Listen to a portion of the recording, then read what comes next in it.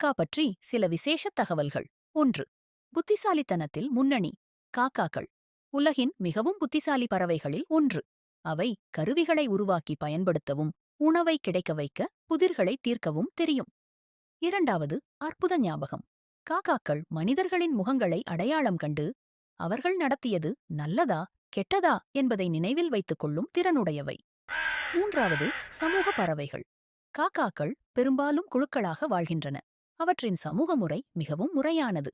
ஒரு காக்காவுக்கு ஆபத்து ஏற்பட்டால் மற்ற காக்காக்கள் அதற்கு துணை நிற்கும். 4. வழிபாட்டிலும் மாந்த வாழ்க்கையிலும் இடம்.